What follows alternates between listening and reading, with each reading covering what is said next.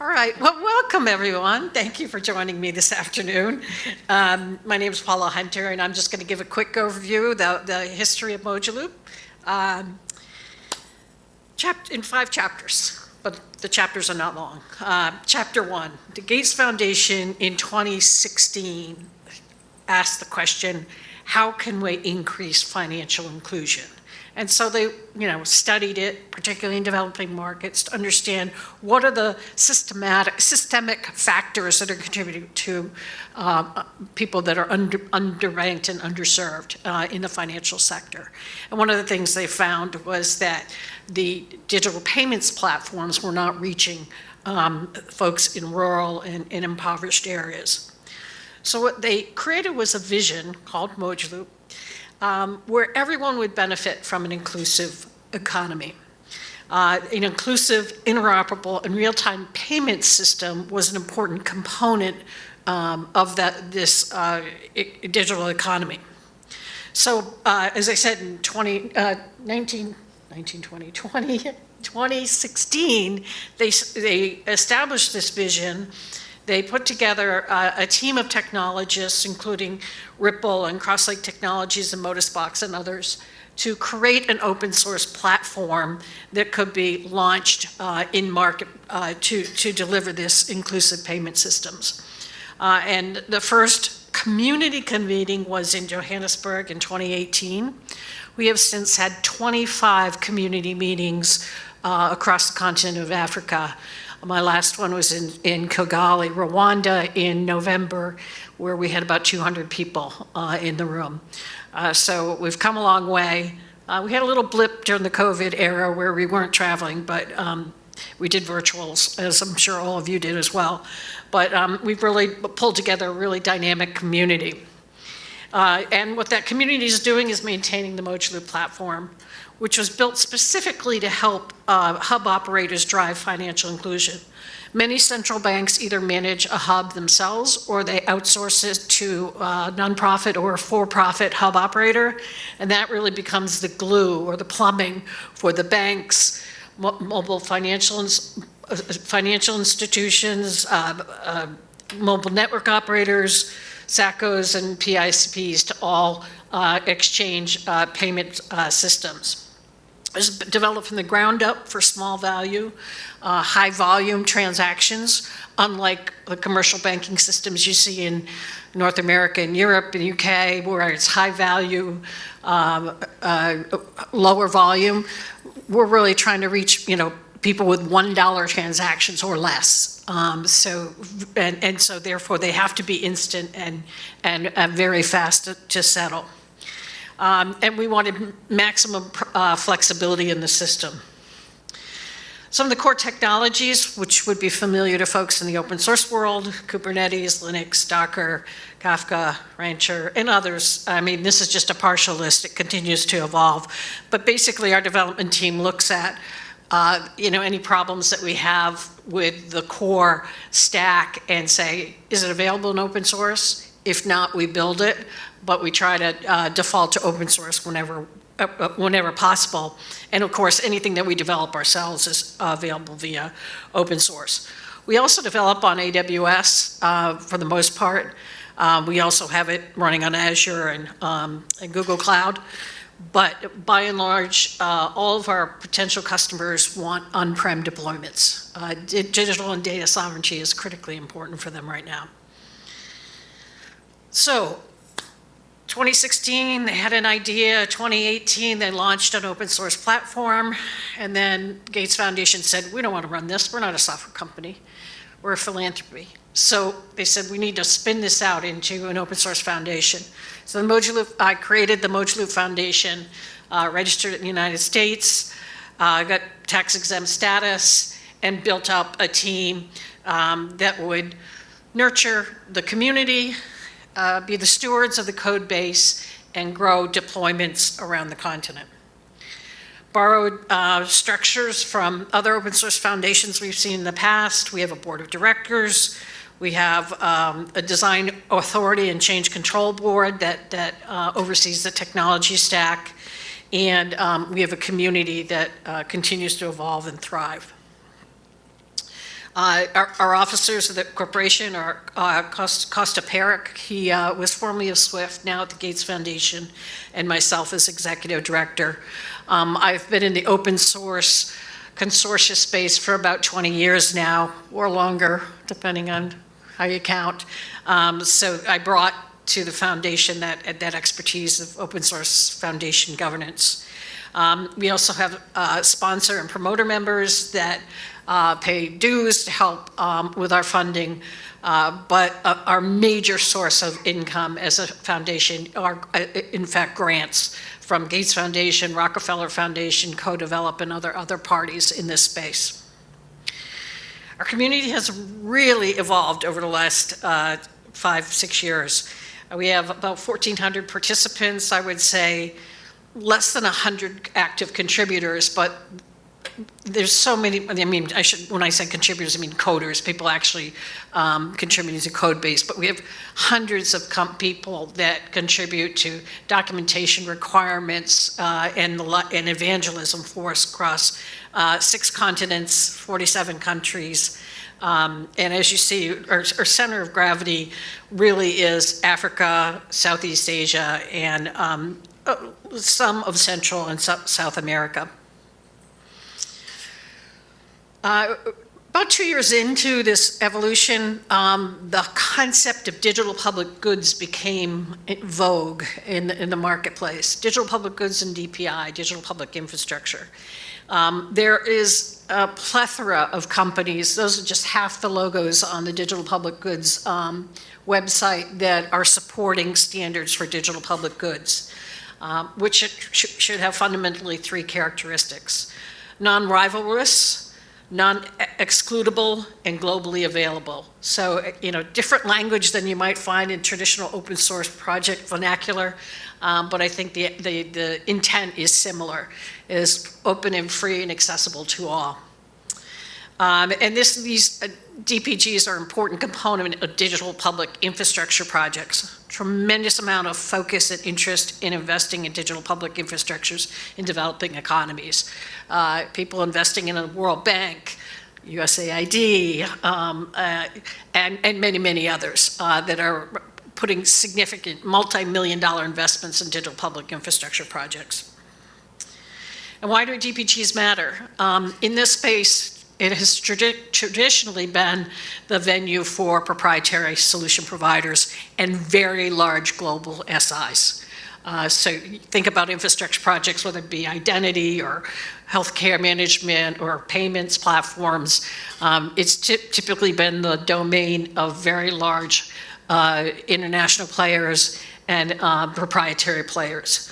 But what that has been is limiting, and folks in the developing markets are looking for something different. So with the DPGs, it's much easier for them to be adopted at a country level because it avoids vendor lock-in, provides scalability, country ownership and capacity, and transparency and accountability. All things that open source facilitate in the deployment of a digital public good. Digital sovereignty and data sovereignty are critically important to these developing markets. Many of these countries are sick of being locked into these very large-scale proprietary platforms that cost a fortune to update and enhance. So this is a kind of a breath of fresh air for them. That said, they're still not quite understanding the development model, the open source collaborative approach. They still have a customer mindset. So getting them accustomed to, okay, yes, you have all this flexibility, but you're also going to have to contribute or have your partners contribute. So that's taking some time to get their arms around. Some of the challenges we have, I call myself an open source foundation, but I also call myself a DPG. The ecosystem is highly dependent on philanthropic funding right now. I mean, all my bulk of my income comes from philanthropies, not technology providers. In like Linux Foundation, most of their income is from tech players, not so in the digital public good space. In part because the sales cycle is so long. These countries are having to secure grants, having to build capacity in country, trying to find people that can help with the deployments. So it's more difficult for the ecosystem to latch on to opportunity for DPG deployments. The development model is dependent on contributors. And it's just too early in this cycle for the people that we want to contribute to feel ready to make a contribution to the code base. The central banks and government agencies not ready. They don't understand the development model. Even if they understand it, they lack the skills and capacity to contribute to the projects. And the markets just aren't fully evolved. The vendors aren't fully engaged yet. So what are we doing? The Mojaloop Foundations, we're providing technical assistance, project design, procurement assistance, in addition to nurturing and caring and feeding for the code base. But we still have that gap of who's going to sell. Who's going to sell Mojaloop? I've had to hire 5 go-to-market professionals in Africa and another couple in Singapore to sell Mojaloop. Now, no one cuts us a check. It's free open source license, but the sales cycle is so long and complex. I've had to put these people in market to educate the customers about the benefits of Mojaloop. I'd hope the technology vendors, Amazon, Google, others, would be more engaged, but payments platforms is considered a niche market for them.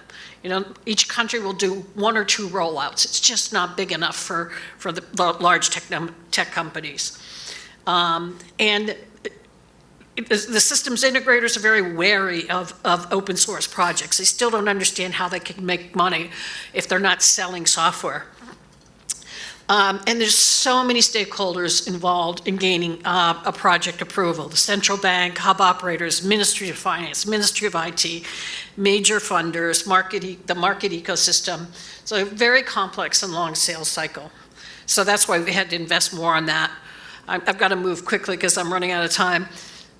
So what we've done in the last year is we've really focused on expanding the ecosystem of people that can sell, service, deploy, and operate Mojaloop technology so that when a central bank is ready to go, they can tap into local market service providers rather than KPMG out of Europe or North America.